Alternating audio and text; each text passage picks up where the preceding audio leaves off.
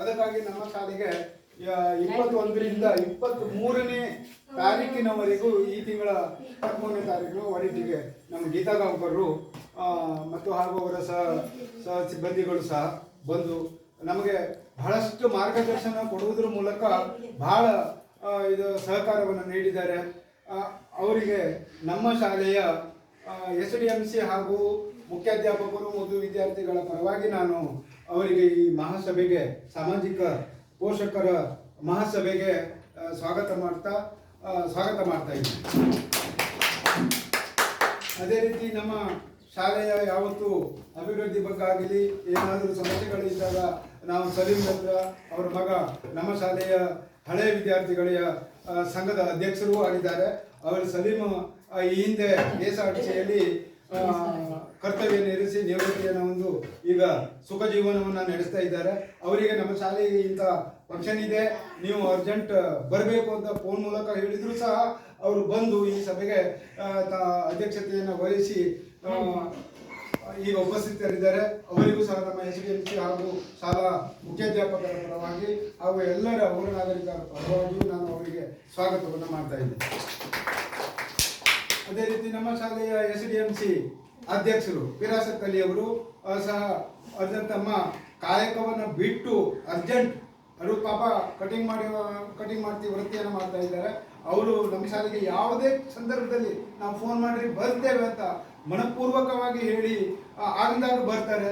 ಅಧಿಕಾರಿಗಳು ಕರೆದಿದ್ದಾರೆ ಅಂದ್ರೆ ಹೇಳಿದ್ರು ಸಾಕು, ಎಡಬಯ್ಯ ಕರೆದಿದ್ದಾರೆ ಅಂದ್ರೆ ಸಾಕು, ಆಗ ಬರ್ತಾರೆ, ಎಲ್ಲ ಸಹಕಾರ ನೀಡ್ತಾರೆ ಮತ್ತು ತಮ್ಮ ಕೈಲಾದಂಥ ಸಹಾಯವನ್ನು ಸಹ ಶಾಲೆಗೆ ಮಕ್ಕಳಿಗೆ ಸಹಾಯವನ್ನು ಮಾಡ್ತಾರೆ. ಅವರಿಗೂ ನಾನು ನಮ್ಮ SDMC ಮತ್ತು ಊರ ನಾಗರಿಕರು ಮತ್ತು ಮುಖ್ಯಾಧ್ಯಾಪಕರ ಪರವಾಗಿ ನಾನು ಅವರಿಗೆ ಸ್ವಾಗತ ಮಾಡ್ತಾ ಇದ್ದೇನೆ. ಹಾಗೆ ನಮ್ಮ ವಿದ್ಯಾರ್ಥಿಗಳ ಪೋಷಕರಾದಂತಹ ರೇಷ್ಮಾ ಮೇಡಮ್ನವರು ಹಾಗೂ ಮೈಸೂರವರು ಹಾಗೂ ನಮ್ಮ ವಿದ್ಯಾರ್ಥಿ ಪಾಲಕರು ಸಹ ಈ ಶಾಲೆಗೆ ಬಂದು ಈ ಸಭೆಗೆ ಬಂದು ಉಪಸ್ಥಿತರಿದ್ದಾರೆ. ಅವರಿಗೂ ನಮ್ಮ ಶಾಲೆಯ SDMC ಹಾಗೂ ಮುಖ್ಯಾಧ್ಯಾಪಕರು ವಿದ್ಯಾರ್ಥಿಗಳ ಪರವಾಗಿ ಅವರಿಗೆ ಸ್ವಾಗತವನ್ನು ಮಾಡ್ತಾ ಇದ್ದೇನೆ. ಹಾಗೆ ಸಿಹಿ ತಿಂಡಿ ಮಾಡಿಕೊಂಡಂಥ ಬಿಸಿ ಊಟದವರಿಗೂ ಸ್ವಾಗತ ಮಾಡ್ತಾ ಮುದ್ದು ವಿದ್ಯಾರ್ಥಿಗಳಿಗೂ ಸ್ವಾಗತ ಭಾಷಣವನ್ನು ಒಂದೆರಡು ಮಾತನ್ನು ಮುಗಿಸ್ತಾ ಇದ್ದೇವೆ. ಎಲ್ರಿಗೂ ನಮಸ್ಕಾರ. ವೇದಿಕೆಯ ಮೇಲೆ ಉಪಸ್ಥಿತ ಗಣ್ಯರೇ ಹಾಗೂ ಮುಖ್ಯಾಧ್ಯಾಪಕರೇ, ಸಹಶಿಕ್ಷಕರೇ, ಪಾಲಕ ಪೋಷಕರೇ ಮತ್ತು ಮುದ್ದು ವಿದ್ಯಾರ್ಥಿನಿಯರೇ, ಇವತ್ತು ಸಾಮಾಜಿಕ ಪರಿಶೋಧನೆ ಅಂದರೆ ಸಮಗ್ರ ಶಿಕ್ಷಣ, ನಿಮಗೆ ಸರ್ಕಾರದಿಂದ ನಿಮ್ಮ ಮಕ್ಕಳಿಗೆ ಸಾಕಷ್ಟು ಬೆನಿಫಿಟ್ಗಳು ಬರ್ತದೆ, ಸೌಲಭ್ಯಗಳು ಬರ್ತಾ ಇದೆ. ಆ ಸೌಲಭ್ಯಗಳಲ್ಲಿ 2 ಭಾಗ ಇದೆ. ಒಂದು ಮಧ್ಯಾಹ್ನ ಉಪಹಾರ ಯೋಜನೆ, ಇನ್ನೊಂದು ಸಮಗ್ರ ಶಿಕ್ಷಣ ಯೋಜನೆ. ಅಲ್ಲಿ ಏನಾಗಿದೆ ಅಂದರೆ ನಿಮ್ಮ ಮಕ್ಕಳಿಗೆ ಈ ಒಂದು ಸಭೆಯಿಂದ ನಾವೇನು ಮಾಡ್ತೇವೆ, ಫಸ್ಟ್ ದಿನ ಬರ್ತೀವಿ, ಮೇಡಮ್ ಮತ್ತು ಸರ್ ಹತ್ರ ಅದರ ಬಗ್ಗೆ ಚರ್ಚೆ ಮಾಡ್ತೀವಿ. ಚರ್ಚೆ ಮಾಡಿದ ನಂತರ ಎಲ್ಲ ಸಾಮಾನ್ಯ ಮಾಹಿತಿಯನ್ನು ಕಲೆಕ್ಟ್ ಮಾಡ್ತೀವಿ.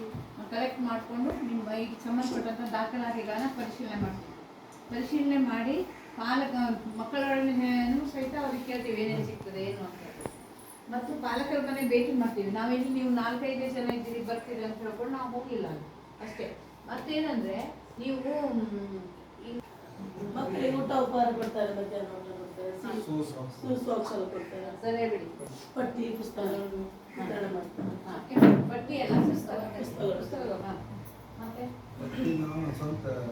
ಪಟ್ಟಿ ಕೊಡ್ತಾರೆ ಬಿಡಿ, ಕಡಿಮೆ ತಂದು ಕೊಡ್ತಾರೆ, ತೊಂದರೆ ಒಳ್ಳೆ ಇದೆ, ಪ್ರಾಬ್ಲಮ್ ಇಲ್ಲ. ಎಲ್ಲರಿಗೂ ಒಳ್ಳೆ ಬಟ್ಟೆ ಕೊಡ್ತಾರೆ, ಮೊಟ್ಟೆ ಕೊಡ್ತಾರೆ ಎಲ್ಲ ದಿವಸ ಮೊಟ್ಟೆ ಕೊಡ್ತಾರೆ. ಅಲ್ಲ ಅಲ್ಲ ಮತ್ತು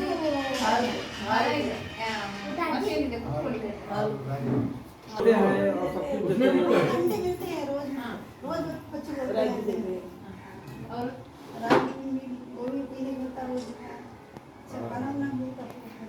ಪ್ರತಿ ವಾರ ಏನೋ ಕೊಡ್ತಾರೆ, ವಾರಕ್ಕೊಮ್ಮೆ ಏನು ಕೊಡ್ತಾರೆ,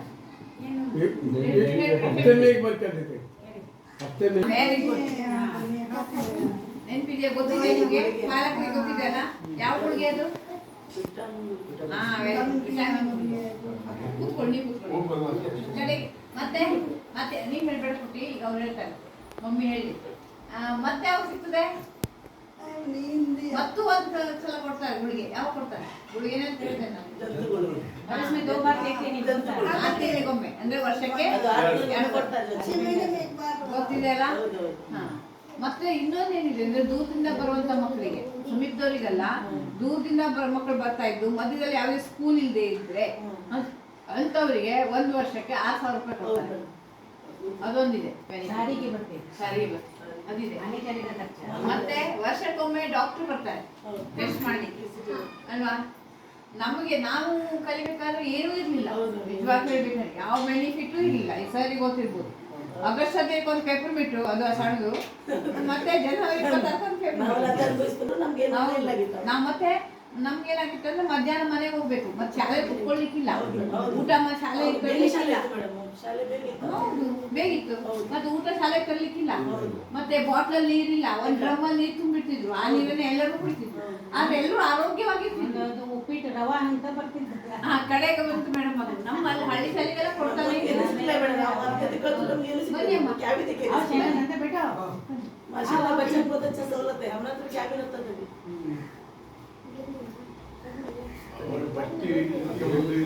ಏನೂ ಇಲ್ಲ. माशाल्लाह अच्छा है। ಪಾಟಿ ಈಗ ನಿಮ್ಮ ಮಕ್ಳಿಗೆ ಪಾಟಿ ಅಂದ್ರೆ ಏನಂತ ಗೊತ್ತಿಲ್ಲ. ಪಾಟಿ ಗೊತ್ತಿದ್ಯಾ? ಗೊತ್ತಿದ್ಯಾ? स्लेट स्लेट ಸ್ಲೇಟ್ मुझे तो मालूम है स्लेट। पार्टी लिखा था। क्या स्लेट क्या पार्टी? सिलेट मुझे लिखते रहते पहले कलम से। हाँ वो ಹಾಡಿತ್ತು. ನನ್ನ ಪಾಟಿ ಕರೆಯೋದು, ಸುತ್ತು ಕಟ್ಟು ಬಿಳಿಯೋದು, ಬರೀಲಿಕ್ಕೆ ಬರುವುದು, ಬಹಳ ಚಂದ ಇರೋದು ಅಂತ ಹೇಳಿ. ಈಗ ಹಾಗಲ್ಲ, ಬರೀ ಏನಿದ್ರು ಪಟ್ಟಿ ಪುಸ್ತಕ. ನಮ್ಗೆ 5ನೆತೆಯಿಂದ 5ನೆತೆ ಪೆನ್ಸಿಲ್, 6ನೆತೆಯಿಂದ ಪೆನ್ನು, ಹೌದು. ಪಟ್ಟಿಯಲ್ಲಿ ಬರೆಯೋದು. 5ನೆತೆ ಪೆನ್ಸಿಲ್ ABCD ಬರ್ತಿದ್ವಿ ಆವಾಗ 5ನೆತೆ.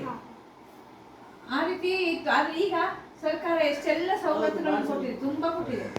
ಇದರಿಂದ ಪಾಲಕರಿಗೆ ಏನ್ ಲಾಭ ಆಗಿದೆ? तुम बोलो तुम्हें क्या फायदा हुआ ಹಾ, ये सहूलियत मिलने से? ಏನ್ ಫಾಯ್ದೆ ಆಗಿದೆ ಇದರಿಂದ?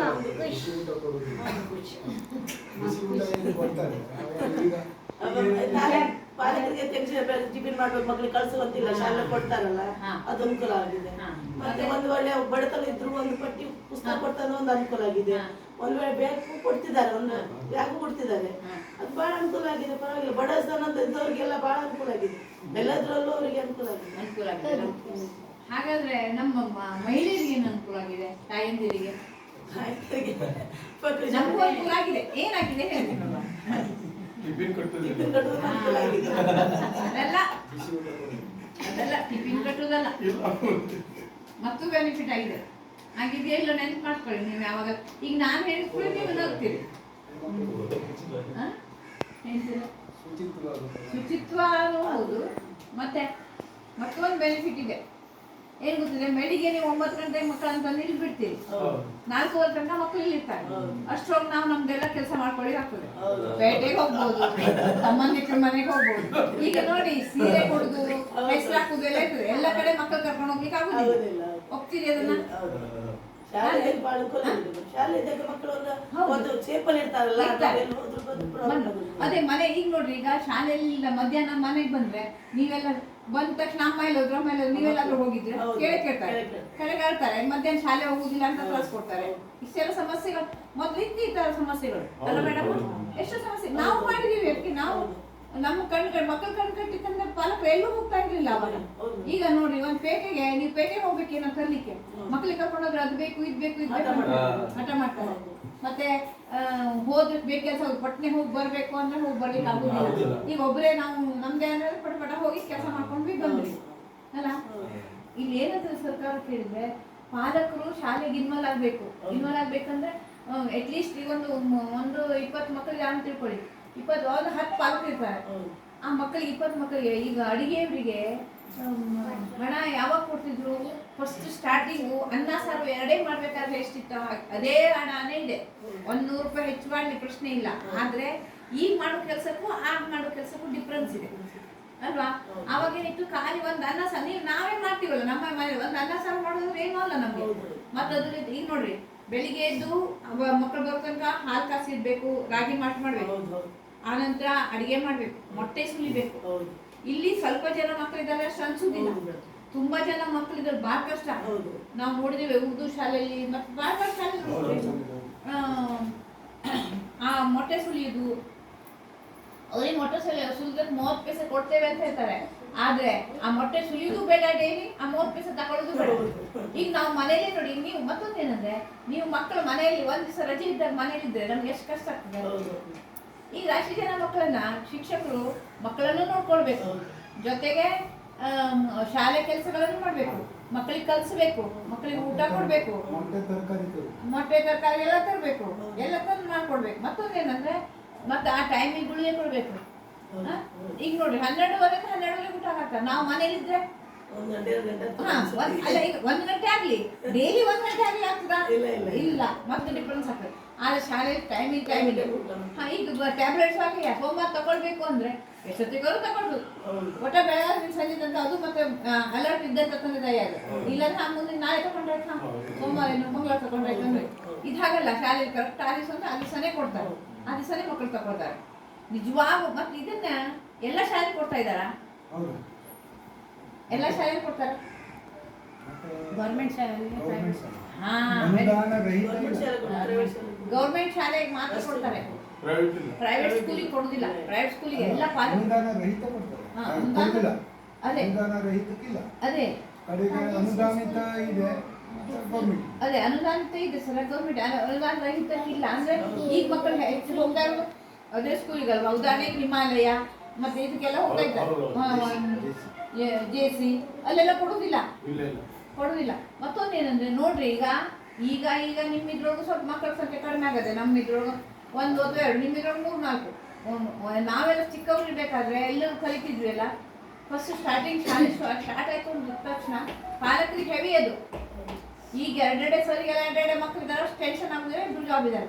ನಾವು 4 ಜನ ಕಲಿತಿದ್ವಿ. ನಮ್ಮ ತಂದೆ ಒಬ್ಬರದೇ ಜಾಬ್ ಆಗಿತ್ತು, ತಯಾರು ಜಾಬ್ ಮಾಡಿದ್ರು. ಆ 4 ಮತ್ತೆ ಜನರಲ್ ಮೆರಿಟ್ ನಮ್ದಂದ್ರೆ ಟ್ಯೂಷನ್ ಇಲ್ಲ, ಎಲ್ಲಾನು ಫ್ರೀ ಇರ್ತದ. ಮಕ್ಕಳು ಹುಷಾರಿದ್ದು ಬಿಟ್ರೆ, ನಾವು ಸ್ವಲ್ಪ ಅವರಿಗೆ ಮನೇಲಿ ಎಜುಕೇಶನ್ ಕೊಟ್ಟು ಬಿಟ್ರೆ ಅದಂತದ್ದು ಯಾವುದೂ ಇಲ್ಲ. ನಾವು ಕಾನ್ವೆಂಟಿಗೆ ಈಗ ಅದ್ರೊಳಗೂ ನಿಮ್ಮ ಜನ ಮಾತ್ರ ಎಲ್ಲ ಅರ್ಧ ಕಲ್ತ್ಕೊಂಡು ಬಿಡುವವರೇ ಜಾಸ್ತಿ. ನಾನ್ ನೋಡಿದ್ದು ವಾಸ್ತವವಾಗಿ. ಈಗ ನಮ್ ಗಂಗಾವಳಿ ಕಡೆ ನೋಡ್ತೇವೆ, ಎಷ್ಟು ಹುಷಾರಿದ್ದು ಮಕ್ಕಳು ಇರ್ತಾರೆ, ಜೊತೆಗೆ ಅದಕ್ಕೆ ಬಿಡ್ತಾರೆ.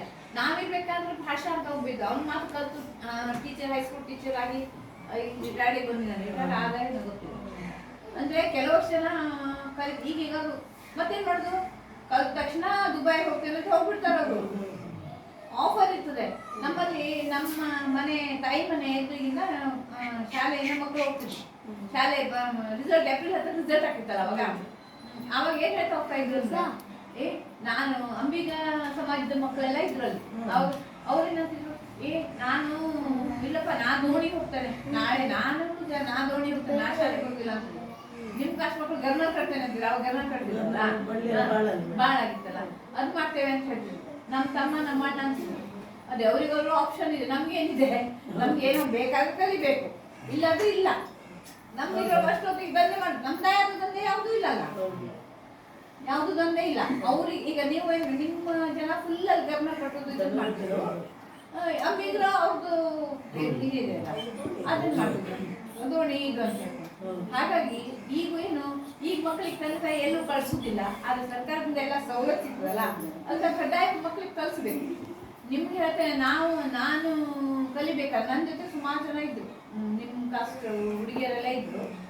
ಅವರಿಗೆ ಅರ್ಧಕ್ಕೆ ಕಲಿಸಿ ಎಷ್ಟೋ ಜನ ಮದುವೆ ಮಾಡಿ ಬಿಟ್ಟಿದ್ರು.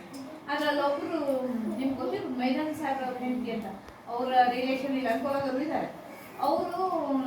ಅವ್ರ ಮನೆ ಮಕ್ಕಳಿಗೆ ಎಲ್ರಿಗೂ ಕಡ್ಡಾಯ ಶಾಲೆ ಕರ್ಕೊಂಡು ಹೋಗ್ತಿದ್ರು, ಕರ್ಕೊಂಡು ಹೋಗ್ತಿದ್ರು. ಎಲ್ಲರೂ ಬೇಕಾದ್ರೆ ಬಿಡಿ. ಹಾ, ಅವಾಗ ಡಿಗ್ರಿ ಮಾಡಿ PUC ಮಾಡ್ಕೊಂಡಿದ್ದಾರೆ. ಆಮೇಲೆ ನಮ್ಮ ಮನೆ ನನ್ನ ಫ್ರೆಂಡ್ ಆಗಿದ್ದವಳು ಅಬಿದಾ ಅಂತ, ಈಗ ಇದ್ದಾಳಲ್ಲಿ. ಅಲ್ಲ ಇಲ್ಲ ಮೇಡಮ್, ಅವಳು ಅಬಿದಾ ಅಂತ ನಮ್ಮ ಊರ್ನ ಗಂಗಾವಳಿಯವಳೆಯ ಪಾಪ ಮದುವೆ ಮಾಡಿದ್ರು. ಚಿಕ್ಕವಳು ಕರೆ ಮದುವೆ ಮಾಡಿದ್ರು. ಅಂದ್ರೆ ಅವ್ರು ದೊಡ್ಡಪ್ಪನಿಗೆ ಮಕ್ಕಳು ಇರ್ಲಿಲ್ಲ.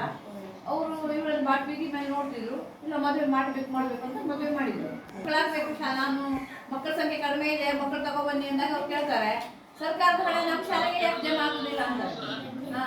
ನಮ್ಮ ಶಾಲೆಗೆ ಯಾಕೆ ಜಮಾ ಆಗುದಿಲ್ಲ ಅಂತ ಕೇಳ್ತಾರೆ. ಇಲ್ಲ ಹೌದಲ್ಲ, ಆದ್ರೂ ಸ್ವಲ್ಪ ಇದು ಮಾಡ್ರಿ. ಹಾ? ಹೌದು, ನಾ ಬೇರೆ ನಾನೇ ಮಾಡಿದ್ದು ಅಂದ್ರೆ ಇಲ್ಲಿ ಪಾಲಕರ ಸೇರ್ಕೊಂಡು.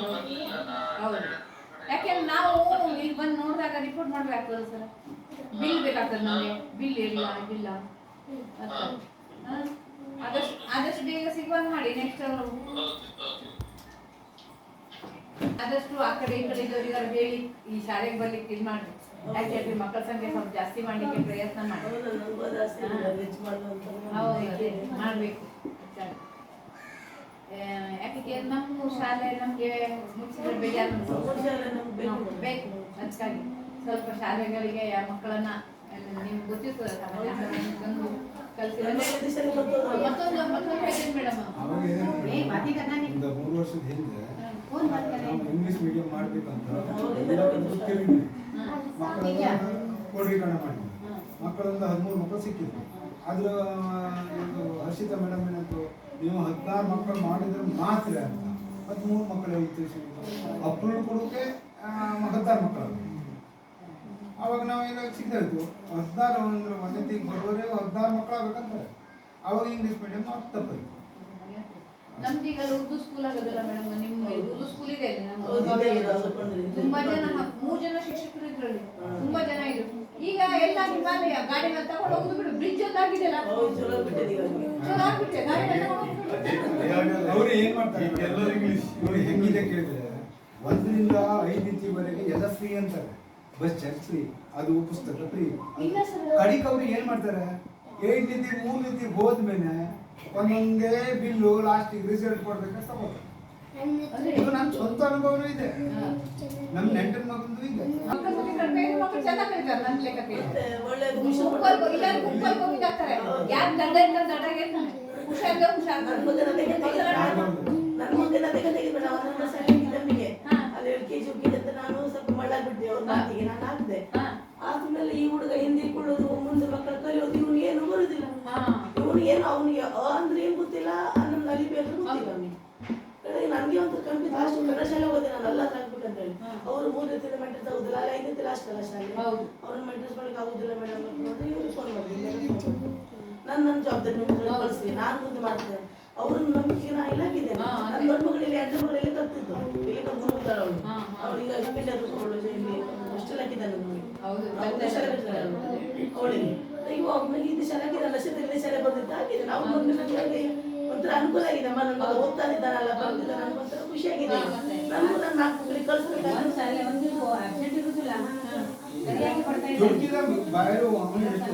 ಅವ್ನ ತಲೆಯೊಳಗೆ ಏನಿತ್ತು ಕೇಳಿದ್ರೆ, ತಂಗೆ ನಮ್ಗೆ ದಿಮಾಕಿಲ್ಲ, ಒಂದು ಭಾವನೆ ಇತ್ತು, ನಿಂಗೆ ದಿಮಾಕಿಲ್ಲ, ನೀವು ಪೊಲೀಸ್ ಆಗ್ತಿದ್ದೀವಿ ಹಾಗೆ ಈಗ ಹೇಳ. ಮತ್ತು ಈಗ ಹಳದಿಂದ ಹಳಸಿದ ಅಟ್ಟು ಬರ್ತಿದೆ, ಕಾಗುಣಿತ ಬರ್ತದೆ, ಓದಕ್ಕೆ ಬರ್ತದೆ. 20 ಮಕ್ಕಳು ಏನ್ ಮಾಡಿ 4 ಓದೋದು ತಗೊಳ್ತಾರೆ, ಇನ್ನು ಮಕ್ಕಳು ಹಿಂದೆ ಉಳಿತಾರೆ. ಫ್ಯಾಕ್ಟ್ರಿ ಇದ್ದಿರ್ತಲ್ಲ ಅವ್ರು ತಗೊಳ್ತಾರೆ. ಹಿಂದೆ ಕೂತವ್ರಲ್ಲೇ ಹೊಡಿತಾರೆ. ಈಗ ಇಂಗ್ಲಿಷ್ ಮೀಡಿಯಂ ಶಾಲೆ ಹದಿನೇಳನೇ ಬರ 4 ಮಂದಿ ಕಳಿಸ್ತಾರೆ, ದುಡ್ಡು ತುಂಬದಷ್ಟು ವೇಸ್ಟ್. ಮಕ್ಕಳಿಗೆ ಹೇಳುದು ನೋಡು, ಅವನು ಓದ್ತಾನೆ ನೋಡು, ಅವ್ನು ಇಂಗ್ಲಿಷ್ ಯಾವಾಗಲೂ ಅದನ್ನ ಹೇಳ್ಬಾರ್ದು. ಮತ್ತೆ ಅಂದ್ರೆ ಪಾರ್ಶಾಲಿಟಿ ಮಾಡಂಗ ಹೌದು. ಸೂಚನೆಗೆ ಹಾಗೆ ಹೇಳ್ತಾರೆ ಪ್ರೈವೇಟ್ ಶಾಲೆ. ಮತ್ತೆ ಟ್ಯೂಷನ್ ಕೊಡ್ಬೇಕು, ಟ್ಯೂಷನ್ ಬರ್ಬೇಕು. ಹುಷಾರಿದ್ದ ಮಕ್ಕಳು ನೋಡಿ ಮೇಡಮ್, ಗೌರ್ಮೆಂಟ್ ಹುಷಾರಿದ್ದ ಮಕ್ಕಳು ನೋಡಿ ಗೌರ್ಮೆಂಟ್ ಪ್ರೈವೇಟ್ ಅಂತ ಇಲ್ಲ. ಮತ್ತು ಒಂದ್ ಏನ್ ಮೇಡಮ್ ಗೊತ್ತಿದೆ, ಯಾರು ಜಾಬ್ ಹೋಲ್ಡರ್ ಇರ್ತಾರಲ್ಲ ಅವ್ರ ಪರ್ಸ್ ಕನ್ನಡ ಶಾಲೆ ಹಾಕ್ಬೇಕು. ಅವರಿಂದಾನೇ ಇಂಗ್ಲಿಷ್ ಕಾನ್ವೆಂಟ್ ಬಂದಿದ್ದು. ಈಗ ಶಿಕ್ಷಕರು ತಮ್ಮ ಮಕ್ಕಳನ್ನ ಕನ್ನಡ ಶಾಲೆ ಹಾಕೊಳ್ಬೇಕು, ಆ ಶಾಲೆ ಕಲಿಸ್ಬೇಕು. ಈಗ ಎಷ್ಟು ದೊಡ್ಡ ಅಧಿಕಾರಿಗಳೆಲ್ಲ ಕನ್ನಡ ಶಾಲೆ ಕಲ್ತ್ಕೊಂಡಿದ್ದಾರೆ. ಹಿಂದೆಲ್ಲ ಆದವ್ರು ಯಾರು ಇಂಗ್ಲಿಷ್ ಕಲಿಸ್ತಾರೆ, ಎಲ್ಲರೂ ಕನ್ನಡ ದೊಡ್ಡ ದೊಡ್ಡ ಆಫೀಸರ್ ಆಗಿ ಹೋಗಿದ್ದಾರೆ. ಈಗ ಕಲಿಯುದಿಲ್ವಾ? ಮತ್ತೆ ಆವಾಗ ಏನು ಇದಿಲ್ಲ, ಸೌಕರ್ಯ ಇಲ್ಲ, ಏನಿಲ್ಲ. ಈಗೆಲ್ಲ ಸೌಕರ್ಯಗಳಿದ್ದು ಆರಾಮ್ ಕಲಿಬಹುದಲ್ಲ. ಈಗ ಅಲ್ಲಿ ಇಂಗ್ಲಿಷ್ ದುಡ್ಡು ತುಂಬ್ತಾರೆ, ನಮ್ದಷ್ಟು 60,000-70,000 20,000 ತುಂಬ್ತಾರೆ. ಮತ್ತವ್ರಿಗೆ ಬುಕ್ಕು, ಪುಸ್ತಕ, ಬಟ್ಟೆ ಅದು ನಮ್ ದುಡ್ಡು.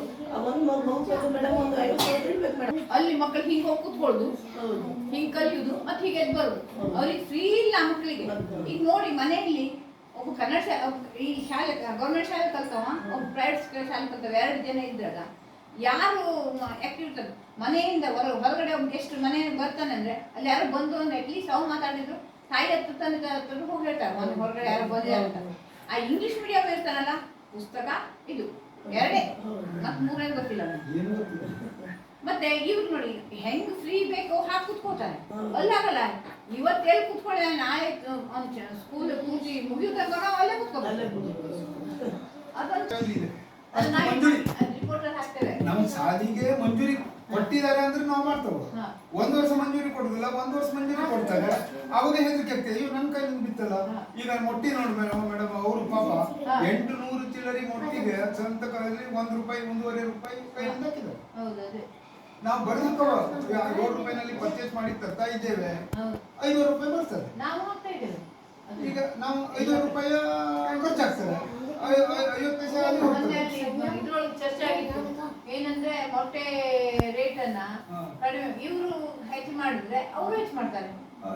ಅಲ್ಲ, ಅವನು ಥರ್ಡ್ ಪಾರ್ಟಿ ಅವ್ರು ಬಂದಿದ್ರು, ಬರ್ಕೊಂಡು ಹೋದ್ರು.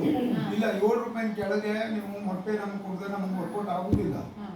ಬಾಳೆಹಣ್ಣು ಕೊಡಿ, ಬಾಳೆಹಣ್ಣು ಮಾತ್ರ ಒಂದ್ಸತಿ ನಾವು ಕೊಡೋದು ಮಾಸ್ಟ್ರು ನೀವು ತಕ ಬರಿ ಅಂತಂದ್ರೆ ನಾನು ತಕ ಬರ್ತೇನೆ. ಅವ್ರ ಕೈಲಿ ತರಕಾರಿಗೆ ನಮ್ಮ ಶಾಲೆಗೆ 7 ಮಕ್ಕಳಿಗೆ 90 ಪೈಸೆ ಅಂತ ಅದು ಮಾಡಿ ಖರ್ಚಾಗುತ್ತೆ ಅಂತ ಇದ್ದಾರೆ. ನಾವೇ ತಕ ಕೊಡ್ತಾ ಇದ್ದೇವೆ. ಅದ್ರ ಕೈಲಿಂದ ಎಷ್ಟೋ ಬೀಳ್ತದೆ. ನಮ್ಮ ಕೈಲಿಂದ ಆಯ್ತು ಮೇಡಮ್